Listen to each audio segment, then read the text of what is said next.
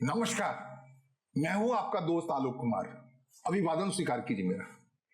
क्या देश की राजधानी दिल्ली को लेकर के ये बात चल पड़ी है कि इसकी कुर्सी पर, इसके मुख्यमंत्री की कुर्सी पर रेखा गुप्ता उस ढंग से फिट नहीं बैठ पा रही जिस ढंग से कभी सुषमा स्वराज फिट बैठ गई थी, जिस ढंग से विदुषी महिला शीला दीक्षित हुआ करती थी, या रेखा गुप्ता से पहले इस कुर्सी पर जितना ताल तिकड़म किया जा सकता है मुख्यमंत्री के नाते, उसकी पूरी महिमा दिखा गए थे अरविंद केजरीवाल।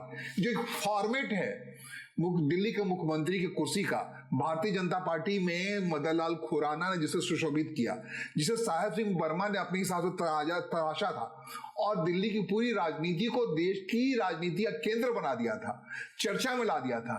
क्या वो सारे पैमाने जो स्थापित हैं, उस पैमाने में रेखा गुप्ता फिट नहीं बैठ पा रही है? 11 महीने हो गए हैं। फरवरी में आया था 2025 के फरवरी में दिल्ली का निर्णय आया था, लोकतांत्रिक निर्णय आया था। जनता ने शानदार तरीके से भारतीय जनता पार्टी को बहुमत दिया था। भारतीय जनता पार्टी के पास उस समय दिल्ली के मुख्यमंत्री का कोई चेहरा नहीं था।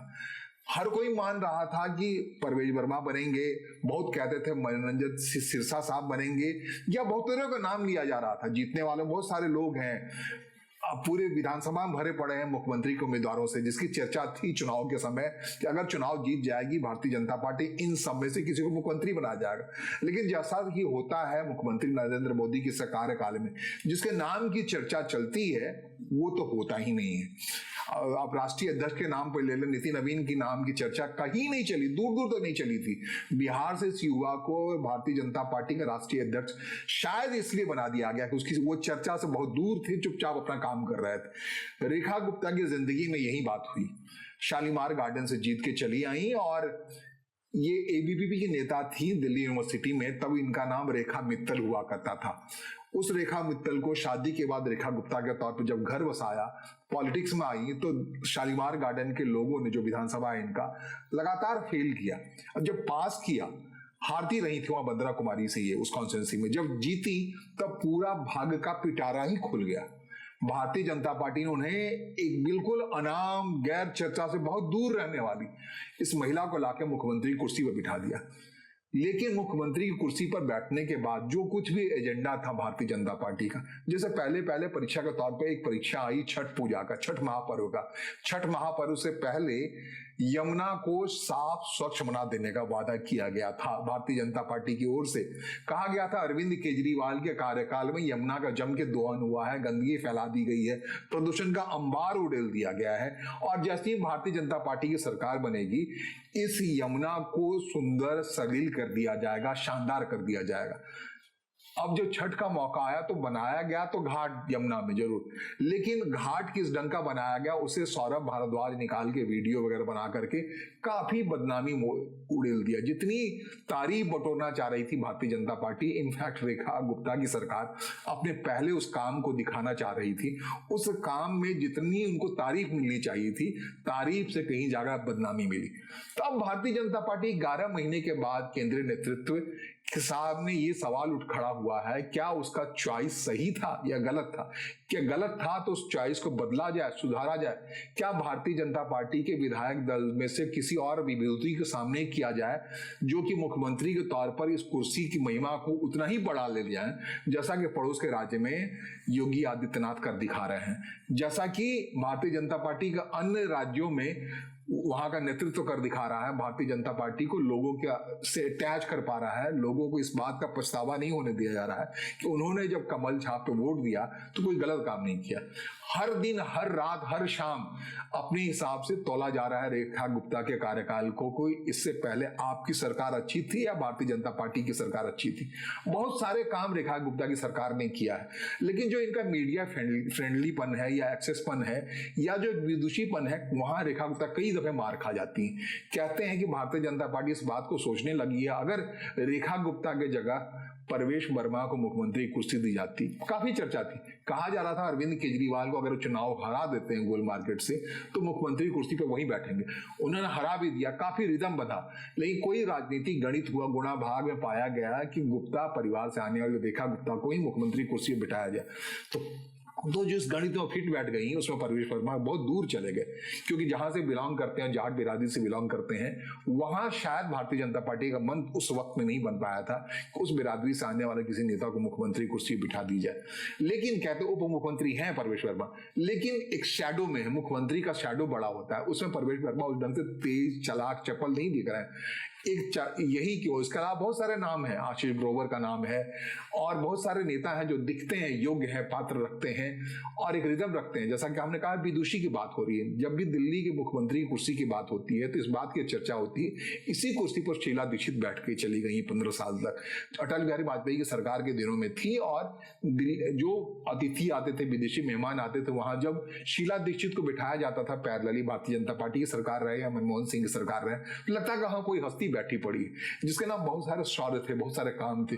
ये काम में इस स्टैंडर्ड में रेखा गुप्ता नहीं ठहर रही, ये बात हर कोई मानता है। दूसरी बात, रेखा गुप्ता को लोग तोल रहे हैं उसी अंदाज से तो भारतीय जनता पार्टी के पॉलिटिक्स में जैसा स्मृति ईरानी को तोला गया है। स्मृति ईरानी को इसलिए किनारे कर दिया गया, उनको काफी मौके मिले, उनको महिला विकास अधिकार मंत्रालय मिला, बहुत सारे केंद्रीय मंत्रिमंडलों में जगह मिली, लेकिन वो जो एक विदुषीपन होता है, राजनीति की कीड़ा होता है, उसके बयान से जो बातें झलकनी चाहिए, कई दफे स्मृति ईरानी को लैक पाया गया, जैसा कभी कंगना रनावत में पाया जा रहा है। वो परिपक्वता की झलक नहीं दिख रही है। जरूरी है किसी महिला को, दक्ष महिला को अटैक करने के लिए, भारतीय जनता पार्टी के पक्ष रखने के लिए, भारतीय जनता पार्टी के शोहरत रखने के लिए, इन सारी चीजों में ये महिलाएं, स्मृति ईरानी की बात कर रहा हूं, कंगना रनावत की बात कह रहा हूं, या फिर दिल्ली के मुख्यमंत्री जो रेखा गुप्ता है, कहीं ना कहीं मिसिंग है पॉइंट। इतना ही क्यों, जिस ढंग से अरुण जेटली स्टेडियम के अंदर मैसी आए थे फुटबॉलर भारत की यात्रा पर, कहते हैं एक बदनामी तो हुई ममता बनर्जी के राज्य में, मैसी के साथ, फुटबॉलर के साथ उनके आबो भगत में भगदड़ मच गई, सब कुछ मच गया, तो उन्होंने ममता बनर्जी जैसे तैसे से कवर किया, फुटबॉल फ्रेंडली स्टेट है अपने हिसाब से, वहां पे अगर ऐसी गड़बड़ होगी मैसी के साथ तो बड़ा मामला होगा। फिर माना जा रहा था कि अब जब दिल्ली आएंगे मैसी साहब, तो वहां इस कमी को दूर कर दिया जाएगा। भारतीय जनता पार्टी बताएगी कि ममता बनर्जी से ज्यादा दक्ष है रेखा गुप्ता, इनका आयोजन ज्यादा अच्छा होगा। मैसी को मुंबई भी जाना था, मुंबई में जिस ढंग से देवेंद्र फडणवीस ने एक शोहरत अर्जित की, वैसा शोहरत अर्जित दिल्ली में हो जाना चाहिए था। इंटरनेशनल ब्रांडिंग का मामला था दिल्ली सरकार के, तो उसमें मिस कर गई रेखा गुप्ता। स्टेडियम से केवल शोर उठता रहा, एक क्यूआई। जो एयर क्वालिटी इंडेक्स है उस समय इतनी बुरी थी, कहते हैं कि मैसी जब आए वहां पे स्टेडियम के अंदर तो लोग सलाह दे रहे थे आप मास्क लगा के आए। दिल्ली के मुख्यमंत्री भी जब आई तो पूरा स्टेडियम मैसी के शोर करने के बजाय, उनका अभिवादन करने के बजाय, ये शोर वहां गूंजता रहा AQI। इस बात को मैनेज करना चाहिए था अपने हिसाब से। या इस बार जितनी वायु प्रदूषण की को झेला है दिल्ली के लोगों ने, जितनी शिकायतें आई हैं, हॉस्पिटल में लोग गए हैं, बीमार पड़े हैं, AQI का लेवल 700 तक पहुंच गया, बहुत विषाक्त हो गया सब कुछ। तो ठीक है, मौसम की बात है, अपने हिसाब से पर्यावरण की बात है, इसको हवा ही ठीक करेगी, जो अब ठीक की है दिल्ली की। लेकिन एक मुख्यमंत्री कुर्सी पर बैठा आदमी, हर दिन चाहिए था ब्रीफ करना, उसने क्या मेजर्स लिए, कहां पानी बरसाया, कहां उसे रोकथाम करने की कोशिश की, एक सरकारी तंत्र को एक्टिव तौर पे दिखना चाहिए था। इससे फर्क क्या पड़ता, मैसी जैसे लोग या उसी दरमियान आए थे, पुतिन आए थे भारत की यात्रा पे, उनको ऐसा नहीं लगना चाहिए कि यहाँ की सरकार कुछ कर नहीं पा रही, यहाँ की मुख्यमंत्री कुछ नहीं कर पा रही। ये भारतीय जनता पार्टी उम्मीद रखती थी मुख्यमंत्री की कुर्सी होने के नाते रेखा गुप्ता इस मोर्चे पर सबलता के साथ, मजबूती के साथ खड़ी दिखती। वो मिसिंग पॉइंट है। कहते हैं ये एक आधार है कि बड़ी गंभीरता से लोग सोचने लगे हैं कि अब इनकी जगह कोई ना कोई और लाया जाए, नहीं तो बदनामियों का जो सिलसिला है।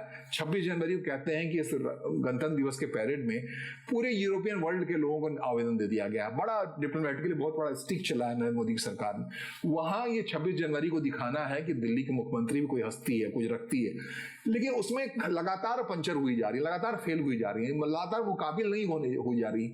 जो एग्रेशन दिखना चाहिए, जैसे योगी आदित्यनाथ भी एक उम्र के हैं, दिखते हैं, लोग जानते हैं कि योगी आदित्यनाथ भी कोई व्यक्ति, कोई शख्स है, बुलडोजर बाबा कह लीजिए, जो भी कह लीजिए, हर मोर्चे पे इनकाउंटर हो रहा है, जो कुछ हो रहा है अपराधियों का। दिल्ली में अपराधी बढ़ा, अपराध के नाते भी दिल्ली के मुख्यमंत्री के तौर पर रेखा गुप्ता को सामने आकर मुखातिब होना चाहिए। वायु प्रदूषण के मामले में तो है ही। इसके अलावा उन्होंने जो भी मेजर लिए हाल के दिनों में, जनोन्मुखी मेजर लिए हैं, मान लीजिए बस में रियायत देने की बात हो, बिजली में रियायत देने की बात हो, जो कुछ एक यार्ड स्टिक तय कर रखा है अरविंद केजरीवाल ने कि जैसे जनोन्मुखी होनी चाहिए सरकार, वैसी जनोन्मुखी सरकार दिख नहीं रही है। मानते हैं जैसे अपने हिसाब से कॉमनवेल्थ गेम्स कराया था शीला दीक्षित ने, ये कॉमनवेल्थ गेम्स अब 2030 के लिए उठ के चला गया, अहमदाबाद में कराया जाएगा। तो कहते हैं इस मापदंड में लोग देख रहे हैं कि दिल्ली में क्यों नहीं होगा? दिल्ली में बहुत सारे स्पोर्ट्स हो रहे हैं, कह रहे हैं जवाहरलाल नेहरू स्टेडियम बनाकर एक नया स्टेडियम बनाने की बात हो रही। ये सारी स्टेट ले सकती है रेखा गुप्ता एग्रेसिव अंदाज में, दिल्ली को खूबसूरत बनाने के लिए, दिल्ली को संवारने के लिए, दिल्ली में जन उन्मुख योजनाओं को निवारण के लिए, हमला करने के लिए, बात तमाम चीजों के लिए, विपक्ष में हमलावर रहने के लिए। रेखा गुप्ता जिस ढंग से एग्रेशन का अंदाज माना चाहिए उसमें मिसिंग है बहुत कुछ। ये मैं नहीं कह रहा हूं, ये भारतीय जनता पार्टी के शीर्ष नेतृत्व या उसके मंत्रिमंडल में शामिल लोग कह रहे हैं, अकाउंटेबल ठहरा रहे हैं। कहीं ना कहीं जो भारतीय जनता पार्टी की शोहरत में कमी आ रही है दिल्ली में, इसके पीछे वो मान रहे हैं कोई गलती हुई है। जिस ढंग से विदुषीपन दिखना चाहिए रेखा गुप्ता, वो नहीं दिख रहा। या तो वो खुद को तेज तरार करें, तराशें, सहमी दिखती हैं सबके बीचों में, उनकी सहमाहट खत्म हो, एग्रेशन आए। जैसे दिल्ली यूनिवर्सिटी का चुनाव उन्होंने जीत करके भारतीय जनता पार्टी के स्टूडेंट विंग पर एक अपना एक वहां दिखाया था, विंग लगाया था, उस विंग को एक बार फिर से दिखाएं। रेखा गुप्ता में सुधार का लेकिन कितना समय मिलेगा ये बहुत सुनिश्चित नहीं कहा जा रहा है। कह रहे हैं कि नए साल के साथ, नए साल इनफैक्ट जब कह रहे हैं, भारत में जब कहते हैं तो 14 जनवरी के बाद, मलमास की खत्म होने के बाद बड़ा बदलाव की दिशा में दिल्ली को लेकर भारतीय जनता पार्टी के नेतृत्व सोच रहा है। ये बड़ा बदलाव क्या होगा? क्या रेखा गुप्ता को मजबूत करने के लिए कोई और अधिकार दिया जाएगा, कुछ दाएं बाएं लोग उसके मजबूती से रखे जाएंगे, या रेखा गुप्ता को हटा कर उनकी जगह किसी व्यक्ति को लाके बिठाया जाएगा जो ये कमियां जिसकी बात मैं कह रहा हूं, जिसकी चर्चा है भारतीय जनता पार्टी के अंदर, उन कमियों को दूर करके रेखा गुप्ता खुद ही एक सशक्त महिला के तौर पर निकल के आएंगी, जैसा कि सुषमा स्वराज निकल के आई थी, जैसा कि शीला दीक्षित निकल के आई थी, ये सारे, जैसा कि मदन लाल खुराना निकल के आए थे, जैसा कि एक लाइन और लकीर खींच दी थी साहब सिंह वर्मा ने मुख्यमंत्री कुर्सी पर बैठते ही। जिस ढंग से अभी कहते हैं हाल के दिनों में हरियाणा भवन में जो हरियाणा ताल्लुक रखने वाले राजनेता हैं, जैसे मनोहर खट्टर हुए, बाकी लोग हुए, उसमें रेखा गुप्ता को बुलाया गया था। रेखा गुप्ता जिंद से बिलोंग करती है, इनकी फैमिली ओरिजिनली जिंद हरियाणा से बिलोंग करती है। तो वहां जो सार्वजनिक मंच पे जो दिखा, जो कुछ भी उसकी चर्चा हुई, मनोहर खट्टर ने कहा या जो भी कहा, वो केंद्रीय नेतृत्व के पास जा रहा है बार बार। जो सार्वजनिक स्थलों पर रेखा गुप्ता का जो हनक होनी चाहिए, वो हनक कहीं से दिख नहीं रही है। इन सब के बीच में क्या सच में रेखा गुप्ता को बदलने की बात हो रही है? इस बारे में आपके पास क्या जानकारी है, नहीं जानकारी है? मेरी समझ के हिसाब से, अंदर की बातों के हिसाब से मैंने आपको बताने की कोशिश की है कि भारतीय जनता पार्टी बहुत गंभीरता से सोच रही है दिल्ली की कुर्सी, जो बहुत महत्वपूर्ण कुर्सी है, वो किसी और शख्स के हवाले किया जाए, या फिर रेखा गुप्ता को ऐसा सलाहकार दिया जाए कि वो दक्षता के साथ इस कुर्सी पर बैठी हुई नजर आए। फिलहाल मुझे सुनने और समझने के लिए आपका आभार। नमस्कार, धन्यवाद।